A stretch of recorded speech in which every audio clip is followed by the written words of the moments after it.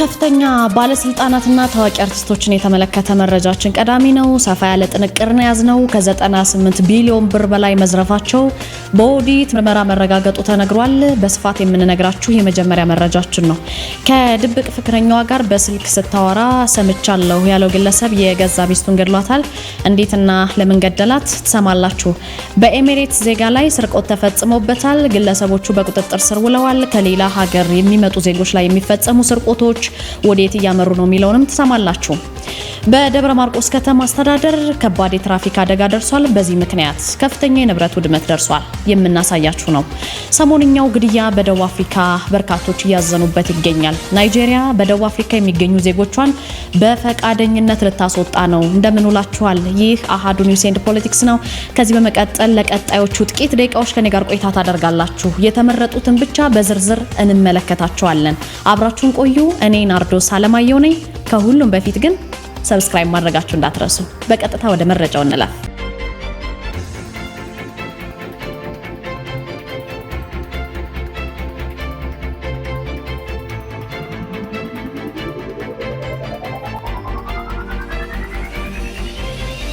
ከፍተኛ ባለስልጣናትና ታዋቂ አርቲስቶችን የተመለከተ ሰፊ ጥንቅር የሀገር ውስጥ መገናኛ ብዙሃን አውጥተዋል።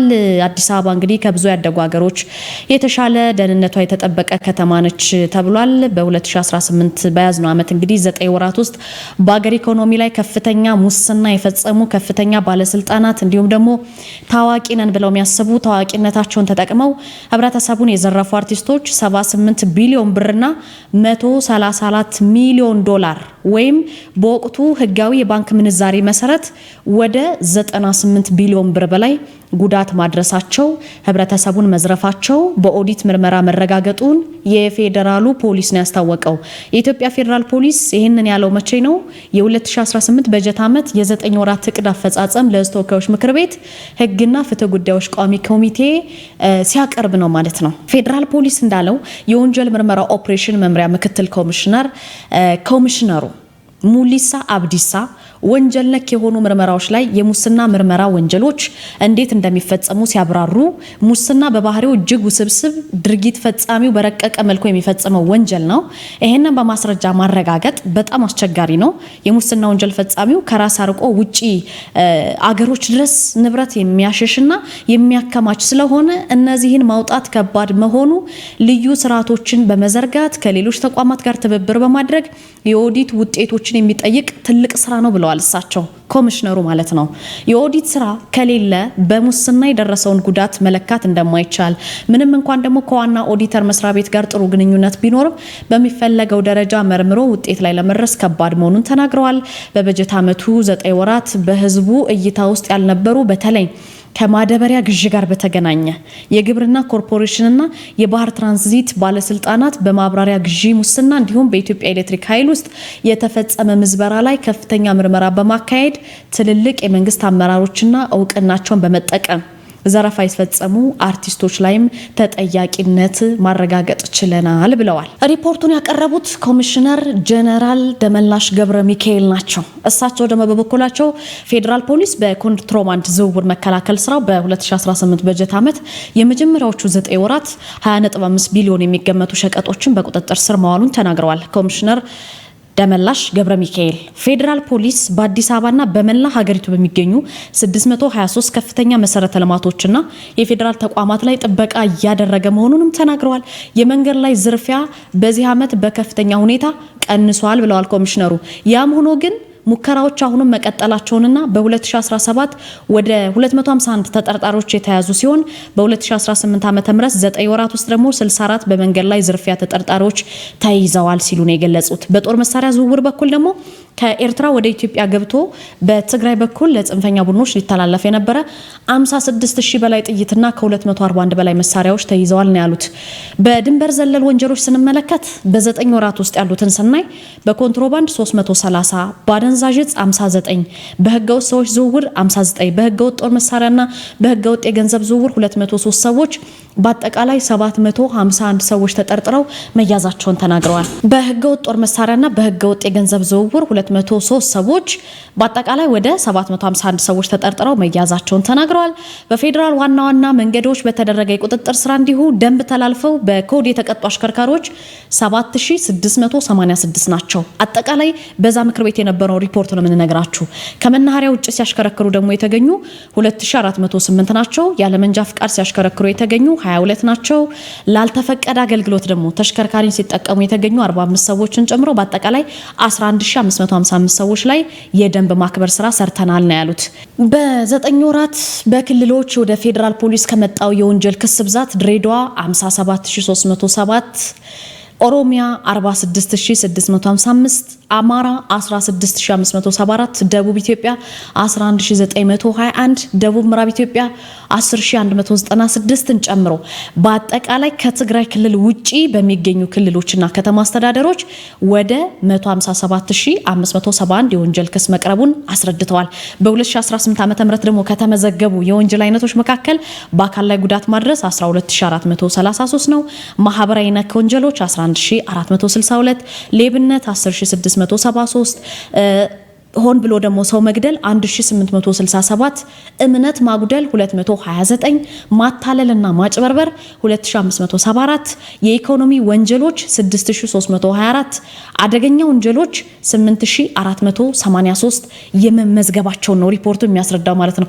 ስለዚህ ኮሚሽኑ በ9 ወራት ፈንጂ ለጫኑ ተሽከርካሪዎች ምርቶቻቸውን ወደ ተለያዩ ሀገሮች ለሚልኩ ድርጅቶች ለገንዘብ ጭነቶች የጉምሩክና የባቡር ጭነቶችን ጨምሮ የእጀባዎችን አገልግሎት መስጠቱን አስታውቀዋል። የምድር ባቡር የፖሊስ መምሪያ ከአዲስ አበባ ጅቡቲ ለሚዘልቀው ማለት ነው የባቡር መስመር ደግሞ ከፍተኛ ጥበቃ ስለማድረጉ አክለው ተናግረዋል። ኮሚሽነር ጀነራል ደመላሽ ገብረ ሚካኤል የሰራዊትን ህይወትና ኑሮ ማሻሻል እንዲሁም ደግሞ የጀትና ግብዓት እጥረት ትኩረት እንዲደረግበትም ጠይቀዋል። ፖሊስ መስዋዕትነት እየከፈለ የሀገሪቱን ሰላምና ደህንነት እያስከበረ ነው ብለዋል ኮሚሽነሩ።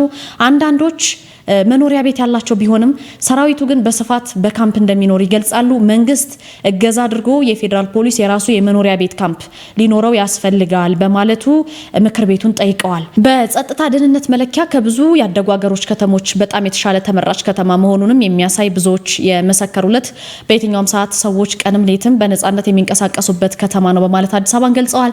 ኮሚሽነሩ በሰጡት አጠቃላይ ማብራሪያ የኮንትሮባንድ እንቅስቃሴ ውስጥም የመንግስት ኃላፊዎች ኔትወርክ የሌለበት መሆኑን በተጨባጭ በኦፕሬሽን ማረጋገጥ ችለናል ብለዋል። ከምክር ቤቱ አባላት መካከል አዳሌ ኦዳ የተባሉት አባል ፖሊስ አሁን ደረስኩበት በሚለው ደረጃ እዚህ ከተማ ውስጥ የሚፈጸሙ ወንጀሎች ከፖሊስ ያመልጣሉ ብዬ አላስብም ብለው የግል መኪና ተሰብሮ ንብረት ተሰርቆብኝ አካባቢው ያሉ ካሜራዎችን ፈልጌ ለፖሊስ መረጃ ብሰጥም ክትትል ተደርጎ ተጠርጣሪ መያዝ አልተቻለም በማለትም ጠይቀው ነበረ። አክለው አሁን የምንናገረውን ያህል በቴክኖሎጂ አድገናል፣ እንዲህ እየሰራን ነው ብለን ስንናገር ህዝቡ ምን ይላል በማለት ጠይቀዋል። የፌዴራል ፖሊስ ኮሚሽን የወንጀል ምርመራ ኦፕሬሽን መምሪያ ምክትል ኮሚሽነሩ ኮሚሽነር ሙሊሳ አብዲሳ በበጀት ዓመቱ በተፈጠረ የምርመራ አቅም በወንጀል የሚጠረጠሩ ሰዎችን አስሮ ከመመርመር ቀድሞ ሊሰበሰቡና ሊመረመሩ የሚገባቸውን አንዳንድ ሰነዶች አጠናክረን ወደ መያዝ ነው እየሄድን ያለ ነው የሚል ምላሽ ነው የሰጡበት።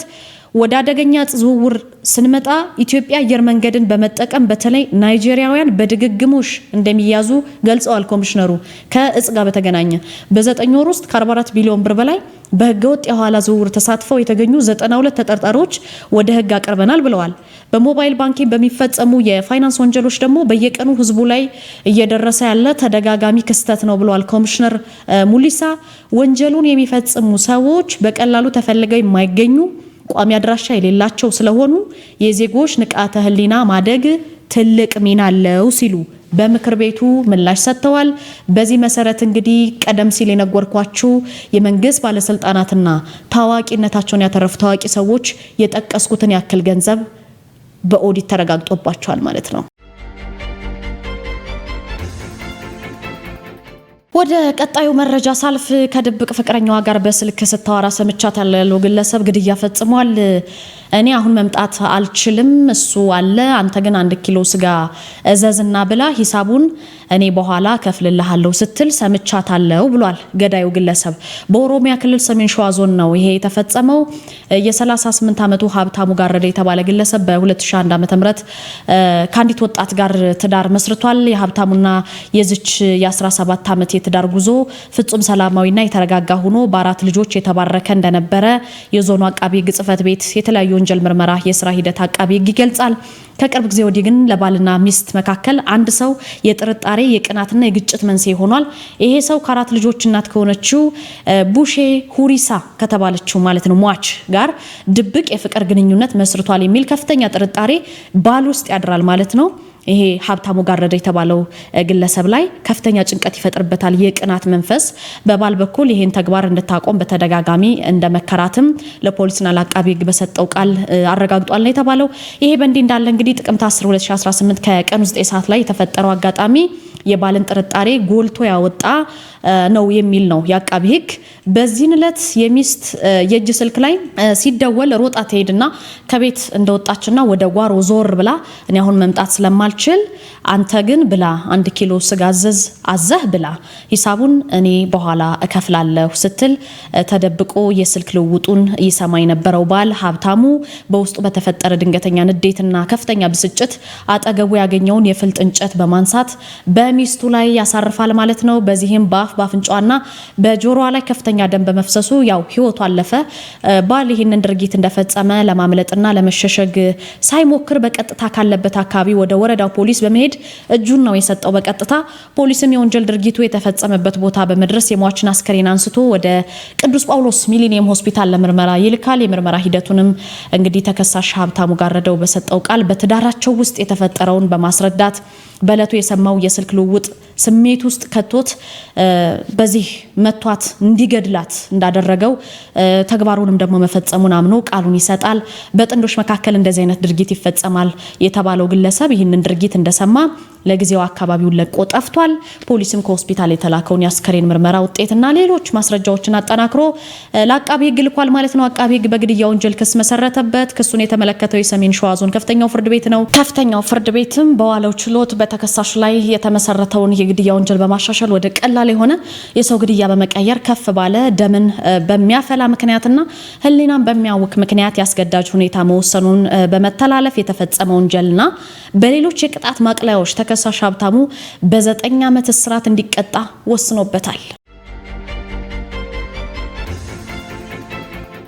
በአዲስ አበባ ከተማ በቂርቆስ ክፍለ ከተማ ልዩ ስሙ ባምቢስ ተብሎ የሚጠራ አካባቢ ላይ በአንድ የውጭ ሀገር ዜጋ ላይ የስርቆት ወንጀል ተፈጽሟል። ተጠርጣሪዎቹ ግን ተይዘዋል። ተበዳዩ ኢብራሂም ሐሰን የተባለ ነው። የተባበሩት አረብ ኤሚሬትስ ዜጋ ነው። ወንጀሉ የተፈጸመው ግለሰቡ ከሱፐርማርኬት ግብይት ፈጽሞ ወደ አረፈበት ሀያት ሪጀንሲ ሆቴል እየተመለሰ ባለበት ሰዓት ነው የተፈጸመበት ወንጀሉ። ተጠርጣሪዎቹ አብዲ ሐሰንና ቃላብ ወርቁ የተባሉ ናቸው። የባምቢስ አካባቢ ፖሊስ ጣቢያ እንደሚገልጸው ማለት ነው።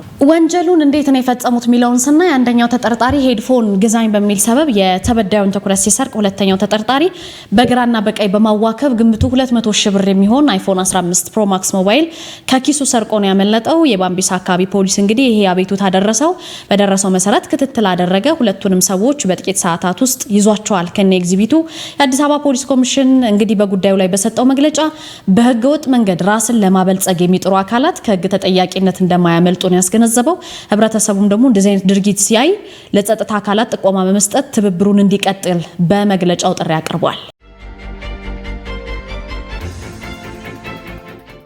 በጎጃም ደብረ ማርቆስ ከተማ አስተዳደር በደረሰ አንድ የትራፊክ አደጋ ከፍተኛ ንብረት ወድሟል። ዛሬ በመንቆረር ክፍለ ከተማ ልዩ ቦታው ከጎዛምን ፖሊስ ጣቢያ ወረድ ብሎ ከሚገኘው አካባቢ ኮድ 3 አዲስ አበባ የሆነ ኤፍኤስአር የፈሳሽ ጭነት አገልግሎት የሚሰጥ ተሽከርካሪ ነው ከመራዊ ወደ አዲስ አበባ ወተት ጭኖ በመጓዝ ላይ ያለ ነው የመገልበጥ አደጋ የተከሰተበት። በዚህ መሰረት ከፍተኛ የንብረት ውድመት መድረሱን የሶስተኛ ዋና ፖሊስ ጣቢያ የመንገድ ትራፊክ ደህንነት ማረጋገጫ ክፍል ኃላፊው ናቸው የተናገሩት። በአደጋው በንብረት ላይ ከመድረሱ ውጪ በሰው ላይ ምንም የደረሰ ጉዳት የለም። የአደጋው መንስኤ ግን በመጣራት ላይ መሆኑን ኃላፊው ተናግረዋል። ምንጊዜም በፍጥነት ወሰን ልክ በማሽከርከር የትራፊክ አደጋን እንከላከል ነው የተባለው። በከተማ ክልል ፍጥነቱ 30 የሆነውም በምክንያት ነው የተባለው። ወደ መጨረሻው ዜና ሳልፍ ሰሞንኛውን ግድያ ብዙዎቻችሁ ሰምታችኋል። በደቡብ አፍሪካ የዜጎች ግድያ አለ። ናይጄሪያ ደግሞ በደቡብ አፍሪካ የሚገኙ ዜጎቿን በፈቃደኝነት ልታስወጣቸው ነው። በደቡብ አፍሪካ በውጭ ዜጎች ላይ የሚፈጸሙ ጥቃቶች እናንተም የተመለከታችኋቸው ናቸው። ሰሞኑንም እኛ በዜናችን ላይ ለእናንተ አቀርበንላችሁ ነበረ። የጥላቻ ንግግሮች እየተባባሱ መምጣታቸውን ተከትሎ የናይጄሪያ መንግስት ለመመለስ የሚፈልጉ ወይም ወደዛ ሀገር ለመመለስ የሚፈልጉ ዜጎቿን በነፃ በረራ ለማስወጣት ዝግጅት ጀምር ያለው ብላለች። የውጭ ጉዳይ ሚኒስትሩ እንደገለጹት ከሆነ እስካሁን 130,000 ዜጎች ለመመለስ የተመዘገቡ ናቸው። ቁጥሩም ይጨምራል ተብሎ ይጠበቃል። ከዚህ በላይ አሁን ባለው በደቡብ አፍሪካ ካለው ስጋት አንጻር ፕሬዚዳንት ቦላ ቲኒቡ እንዲሁም በናይጄሪያ ላይ የደረሰ ባለው ግድያና የንግድ ተቋማት ጥቃት ማዘናቸውን ገልጸዋል። በዜጎቻቸው ላይም ጭምር የደቡብ አፍሪካን ከፍተኛ ኮሚሽነር በመጥራትም መንግስታቸው ያለውን ጥልቅ ስጋት በይፋ አሳውቀዋል። በደቡብ አፍሪካ ባለፉት ሳምንታት በተቀሰቀሰ የጸረ ስደተኞች እንቅስቃሴ 4 ኢትዮጵያውያንን ጨምሮ የበርካታ ሀገራት ዜጎች ለሞትና ለንብረት ጥቃት ተዳርገዋል። እናንተም ሰምታችሁታል። ፕሬዚዳንት ሲሪል ራማፎሳ ጥቃቱን ቢያወግዙም ጸረ ስደተኛ ቡድኖችን ግን የውጭ ዜጎች ስራ ይነጥቁናል በሚል ጫና ማሳደራቸውን ቀጥለውበታል። ውድ ቤተሰቦቻችን ለዛሬ ለሚያዝያ 26 ለተሰኙ ያዝናቸው መረጃዎች እነዚህ ናቸው። ስለተከታተላችሁን ከልብ አድርገን እናመሰግናለን። አብሬያችሁ ቆይታ ያደረኩት ናርዶስ አለማየሁ ነኝ። አዳዲስ ቤተሰቦቻችን ሰብስክራይብ አድርጉ። ነባር ቤተሰቦቻችን ከልብ እናመሰግናለን። መልካም ምሽት ይሆንላችሁ። ሰላም ለእናንተ ይሁን ውድ ቤተሰቦቻችን፣ እንደምንስ ቆያችሁ? ይህ አሃዱ ሬዲዮ 94.3 ነው። አብራችሁ ስለሆናችሁ ከልብ እናመሰግናለን። ዓለም ስራ ዘውዱ የቴክኒክ አጋሪ ነች። ክብሮም ወርቁ ልሳኑን እየመራሁ ነው። አሁን አንኳር ዘገባዎቹን ላስቀድማለሁ። የአፍሪካ ዕቃ አስተላላፊዎች ማህበራት ተቀማጭነቱን አዲስ አበባ ማድረጉ የኢትዮጵያን አማራጭ ወደቦች ተጠቃሚነት እድል እንደሚያሰፋ ተገለጸ። 32 ሀገራትን በአባልነት ያቀፈው ይህ የአፍሪካ ዕቃ አስተላላፊዎች ማህበራት ፌዴሬሽን የተሰኘው አህጉራዊ ተቋም ዋና መስሪያ ቤቱን አዲስ አበባ ማድረጉ የኢትዮጵያን የሎጂስቲክስ ዘርፍ ተወዳዳሪነት ከማሳደጉም በላይ የሀገሪቱን የአማራጭ ወደቦች ተጠቃሚነትና የኮሪደር ልማት ስትራቴጂ እንደሚያሰፋ የትራንስፖርትና ሎጂስቲክስ ሚኒስቴር ነው ያስታወቀው። ተቋሙ በዘርፉ የሚታዩ ሰው ሰራሽ ማነቆችን በመፍታት ረገድ ከፍተኛ ፋይዳ እንደሚኖረውም ተገልጿል። የትራንስፖርትና ሎጂስቲክስ ሚኒስትር ዴታ አቶ በረሆ ሐሰን እንደገለጹት ይህ አህጉራዊ ተቋም በየቦታው የሚታዩ የፍተሻ የቆይታ ጊዜና የታሪፍ ልዩነቶችን በማስቀረትም ጭምር የሸቀጦች ዝውውር እንዲፋጠን ያደርጋል። ኢትዮጵያ ከጎረቤት ሀገራት ጋር የጀመረቻቸው የኮሪደር ልማት ስራዎችና የወደብ ስምምነቶች በፌዴሬሽኑ አማካኝነት ተጨማሪ አቅም እንደሚያገኙ የጠቀሱት ሚኒስትር ዴታው ይህም ሀገሪቱ የተለያዩ የወደብ አማራጮችን በብቃት እንድትጠቀም ምቹ ሁኔታን ይፈጥራል ብለዋል። ተሞክሮች አሉ፣ ብዙ ጅምር ስራዎች አሉ። በተለይ በኢስት አፍሪካ እኛ ባለንበት ቀጠና ላይ ጥሩ የሚባሉ ጅምሮች አሏቸው፣ ስብስቦች አሉ።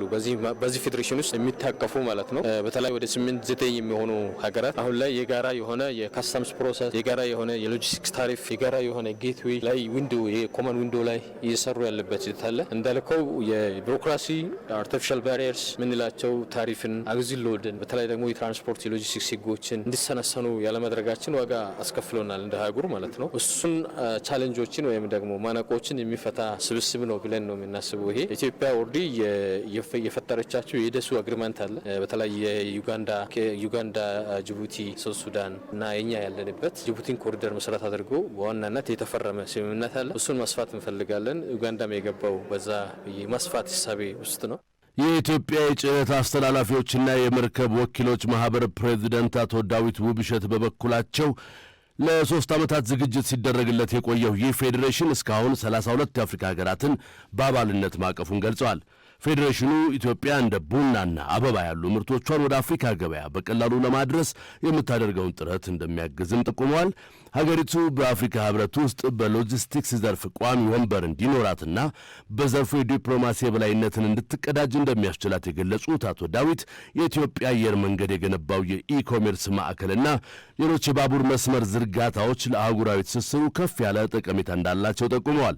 በአንድ ታሪፍ፣ በአንድ ሰነድና በአንድ የጋራ ስምምነት ስምምነት የሚመራ የሎጂስቲክስ ስርዓት መዘርጋቱ የአገሪቱን የድንበር ተሻጋሪ ንግድ ተደራሽነት እንደሚያሰፋ አቶ ዳዊት ገልጸዋል። አንዱና ትልቁ ነገር የኤዩ ዚማን አፍሪካን ዩኒየን እዚህ መሆናችን እኛ ወደፊት ፕላናችን አፍሪካ ዩኒየን ውስጥ ሲት እንዲኖረን ያ ሲት ደግሞ ሲኖረን ያው ኢትዮጵያ እንደመሆናችን የምናገኛቸው አድቫንቴጆች ይኖራሉ። እነዚህን አድቫንቴጆች በደንብ ከተጠቀምንበት ፍሬት ፎርዋርደሮቻችን ራሳቸውን ካዘመኑ ወደ ዲጂታል ዓለሙ ቶሎ ብለው ከተሸጋገሩ ስርዓቶችን በደንብ ካርገው መንግስት ከሚሰራው የኢንፍራስትራክቸር ግንባታዎች ወደ ተለያዩ ሀገሮች አሁን የረዘመ የሚመጣ የባቡር ሀዲድ ግንባታዎች አሉ። አየር መንገዱ በከፍተኛ ሁኔታ እየሰፋ ነው ያለው። ባቡሩም መርከቡም እንደዚሁ እየሄደ ኮንቲኔንታል ኮኔክቲቪቲውን እያራዘመ ስለሆነ እነዚህ ሁላ ነገሮች ሲመጡ ሀገራችን ተጠቃሚ የምትሆንበት ነገር ቶሎ ይመጣል ማለት ነው። ሚያዝያ 19 ቀን 2018 ዓመተ ምህረት የተመሰረተው ይህ ፌዴሬሽን አፍሪካውያን ሀገራትን በማቀናጀት አህጉራዊ የንግድ ችግሮችን መፍታት የሚችሉበትን እድል እንደሚፈጥርም ተጠቁሟል። አንድነትን የሚያጠናክር የስርዓት ግንባታ ላይ በትኩረት አለመሰራቱ ህወሓት ራሱን እንደ መንግስት እንዲመለከት እድል እንደሰጠው ተገለጸ። አገራዊ አንድነትን ሊያጠናክር የሚችል የስርዓት ግንባታ ላይ ስኬታማ ባለመሆናችን ምክንያት በትግራይ ክልል የሚንቀሳቀሰው ህወሓት ከህግ አግባብ ውጪ ራሱን እንደ መንግስት እንዲቆጥር እድል ፈጥሮለታል ያለው የህገ መንግስትና የፌዴራሊዝም ማስተምሮ ማዕከል ነው። የማዕከሉ ዋና ዳይሬክተር ዶክተር ኃይለ ኢየሱስ ታዬ ችግሩ የመነጨው አገራዊ መግባባት ያለበት ወጥ የሆነ ስርዓት ባለመገንባቱ ነው ብለዋል። በህገ መንግስቱ በመንግስትና በፖለቲካ ፓርቲ መካከል ያለው ልዩነት በግልጽ የተቀመጠ ቢሆንም በአተገባበር ላይ ሰፊ ክፍተት መኖሩን ዋና ዳይሬክተሩ ጠቁመዋል። አገርን እንደ አገር ለማስቀጠል ጠንካራ ስርዓት መገንባት ወሳኝ መሆኑን የገለጹት ዶክተር ኃይለ ኢየሱስ ይህ አካሄድ ትኩረት ተሰጥቶት ሊታረም እንደሚገባም ከአህዱ ሬዲዮ ጋር በነበራቸው ቆይታ ተናግረዋል። ስርዓት ገንብቶ እንዲያልፍ ነው መስራት ያለብን ብዬ አስባለሁ። ስርዓት ከተከል ነው ቻገር ቻለሽ ነው የምትቀጥለው። ቻገር ብዝሃነቷን ይዛ ካልቀጠለች ብዝሃነትን ያቀፈ አንድነት ላይ ካልተስማማን ከባድ ነው የሚሆን ብሎ ማለት አይደለም። የሚታይ ነው። ራሱን በራሱ ማስተዳደር የጀመረ አካል አታስተዳድርም ብትለው ሻይልህማ ዛሬ ጀምሮ ራሱ መስራት አታስተዳድርም ብትለው አብራኑ ብቻው ነው የሚል ምንም ጥያቄ የለውም። ይሄ ይልኩ ነው ትግራይ ማለት ነው። ህወሓት እኮ ኦልሞስት ዲፋክቶ እኮ ነው ዲፋክቶ እኮ ራሱ የቻለ መንግስት ነው አላ ዲፋክቶ ይባላል። በህግ ሳይሆን በራሱ በጉልበት ነው ያየን ነው። አሁን ይሄ ማስተካከል የሚቻለው አብሮነትን በስርዓት በመፍጠር ደግሞ ስርዓቱ በትክክል መተግበር ለዛ የሚሆን አመለካከት ያስፈልጋል፣ እውቀት ያስፈልጋል፣ ያንን አሰራር ስርዓት ያስፈልጋል። ያንን የሚፈጽሙ ተቋማትን ማጠናከር፣ አሰራር የመንግስት አሰራርና ፖለቲካ ፓርቲ መለየት። በአጠቃላይ ሀገራዊ ችግሮችን ለመፍታት ማንኛውም የፖለቲካ ተዋናይ ህገ መንግስቱን ማክበር እንዳለበት፣ ከዚህ በተጨማሪም መሻሻል ባለባቸው የህገ መንግስቱ አንቀጾች ላይ ተቀራርበው በመወያየት ማሻሻያ ማድረግ አገርን ከውድቀት ለመታደግ ወሳኝ መሆኑን ዶክተር ኃይለ ኢየሱስ ታዬ በአጽንኦት ገልጸዋል። የጤና ባለሙያዎች የሥራ ፈቃዳቸውን ለማደስ በዓመት 5 የሥነ ምግባር ኮርስ እንደሚወስዱ ተገለጸ። የጤና ባለሙያዎች የሙያ ፈቃዳቸውን ለማደስ በየዓመቱ ከሚወስዷቸው 30 ተከታታይ የሙያ ማጎልበቻ የትምህርት አይነቶች መካከል 5ቱ በሥነ ምግባር ላይ ያተኮሩ እንደሆኑ የጤና ሚኒስቴር አስታውቋል። ሚኒስቴሩ ይህን የገለጸው የባለሙያዎችን የአገልግሎት አሰጣጥ ሥነ ምግባር ለማሻሻል እየተከናወኑ ያሉ ተግባራትን በተመለከተ አህዱ ላቀረበለት ጥያቄ በሰጠው ምላሽ ነው። በሚኒስቴሩ የጤና ዘርፍ የሰው ሀብት ልማትና ማሻሻያ መሪ ስራ አስፈጻሚ አቶ አሰገድ ሳሙኤል ማንኛውም ባለሙያ በየዓመቱ የሚጠበቅበትን 30 የትምህርት ነጥብ ማሟላት እንዳለበት ገልጸው ከነዚህም ውስጥ 5ቱ ስነ ምግባርን የተመለከቱ እንዲሆኑ መደረጉ ባለሙያው ራሱን በየጊዜው እንዲያንጽ ያስችለዋል ብለዋል። አንዱ እንግዲህ በዚህ በተከታታይ ሙያ ማጎልበቻ ስርዓቱ እንዴት ነው? በአመት እያንዳንዱ ባለሙያ 30 ኮንቲኒንግ ኤጁኬሽን ዩኒት ምንለዋለን መውሰድ አለበት። ከ30 ውስጥ 5ቱ ማንዳቶሪ የሚባለው የኢቲክስ ነው፣ የስነ ምግባር ስልጠና ነው። የስነ ምግባር ስልጠና ነው። ስለዚህ ስነ ምግባር ስልጠና ነው የሚወስደው። የስነ ምግባር ስልጠና ዋና ዓላማው ባለሙያው ኢቲካል ሆኖ የተሻለ ኮምፓሽኔት፣ ሩህሩህ፣ ተገልጋይን አክባሪ ሆኖ አገልግሎት እንዲሰጥ የምናስችልበት ስርዓት ነውና አይ ቲንክ ይሄ አንዱ የጤና ባለሙያዎች የተሻለ ኢቲካል እንዲሆኑ ለማስቻል የሚረዳ ነው። በጤና ሚኒስቴር የጤናና ጤና ነክ ተቋማትና የባለሙያዎች ቁጥጥር መሪ ስራ አስፈጻሚ አቶ እንዳልካቸው ጸዳለ በበኩላቸው የትምህርትና ስልጠና ባለስልጣን በሚያደርገው ቁጥጥር ተከታታይ የሙያ ማጎልበቻ ሰርቲፊኬት የሌላቸው ባለሙያዎች የሙያ ፈቃዳቸው እንደማይታደስ አረጋግጠዋል። የስነ ምግባር ያለው ሊኖር ይገባል። ስነ ምግባር ማለት ታካሚው ወደ ጤና ተቋማት ሲመጣ ጥሩ ጸባይ ይዞ ነው የሚመጣው፣ ህመም ያለበት ስለሆነ ስለዚህ ታካሚ በጥሩ ስነ ምግባር ተቀብሎ በሙያዊ ኃላፊነት ወስዶ የሚያከናውን አለበት ማለት ነው። ስለዚህ ስነ ምግባር ለአደለም ለጤና ባለሙያ ይቀርና ለሹፌሩም ለደላላውም አይደል ለእያንዳንዱ የሙያ አይነት ስነ ምግባር ያስፈልጋል ነው የሚፈልገው። ዲማንዲንግ ነው ወይም ደግሞ በአሁኑ ሰዓት በጣም አስፈላጊና ማህበረሰቡ እየፈለገው በመሆኑ ስነ ምግባር ላይ አብረን ውይይት እናደርጋለን ማለት ነው። ከጊዜ ጊዜ ለውጦች አሉ። ትምህርት ሚኒስቴር በተለይ የትምህርትና ስልጠና ባለስልጣን የሚባል አለ። ህገ ወጥ የሆኑ ተቋማትን እየዘጋ ነው፣ እርምጃ እየወሰደ ነው። እኛ ፈተና እንፈትናለን። የሲፒዲ ካላመጡ ለሙያ ፈቃዳቸውን አያድሱም፣ ሙያ ፈቃዳቸውን ካላደሱ ስራ መስራት አይችሉም። እነዚህ ነገሮች ሁሉ ተደማምረው የጤና ባለሙያ ወደሚፈለገው መስመር እየመጣ ነው ብለን እናምናለን። አብዛኛው የጤና ባለሙያ በከባድ የስራ ጫና ውስጥ ሆኖ ስነ ምግባርን የተላበሰ አገልግሎት እየሰጠ እንደሚገኝ የጠቀሱት ኃላፊዎቹ ተጨማሪ ስልጠናዎቹ አዳዲስ የስነ ምግባር ጥያቄዎችን ለመመለስና ክትትልን ለማጠናከር እንደሚያግዙ አስረድተዋል። በሞሮኮ ወታደራዊ ልምምድ ላይ የነበሩ 2 የአሜሪካ ወታደሮች መጥፋታቸው ተገለጸ።